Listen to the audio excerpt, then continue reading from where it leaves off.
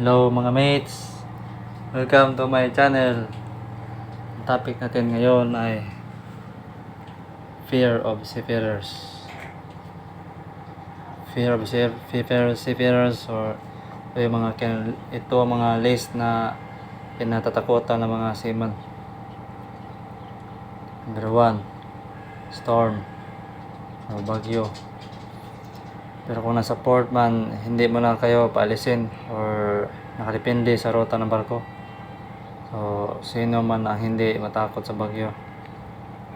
Nandyan lahat, lakas yung hangin, malaki yung alon, may chance din malunod yung barko.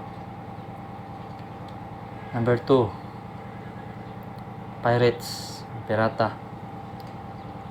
Takot kami sa pirata kasi minsan mang-kidnap sila. Parang hostage din sila ba, tapos for ransom, kaya mag-kidnap sila, tapos at pumapatay din sila ng tao. Kaya mga pirata kasi mga kriminal din sila sa dagat.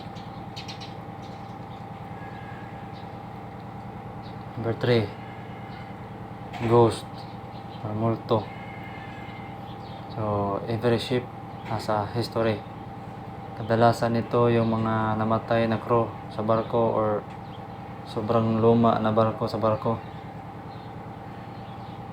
Kaya yun, yung mga ghost, mga multo, isa sa kinatakutan ng mga seaman. Pero hindi man lahat may mga multo yung barko.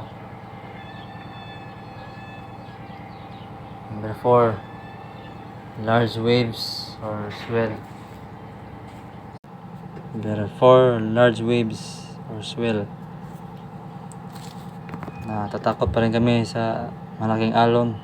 Either malaking alon or swell kasi yung barko sobrang magalaw, sobrang likot. Number 5, medical. So takot din kami sa medical kasi matakot kami mabagsak sa medical. Kasi pag mabagsak, hindi na makasakay ang barko kung may sabit. So nag-iingat din kami sa health namin. Last, number 6, kapitan or master. Siyempre siya yung pangalawang owner ng barko, ang hari sa barko, at may power din siyang makapagtanggal ng crew niya. So yan lang mga mates.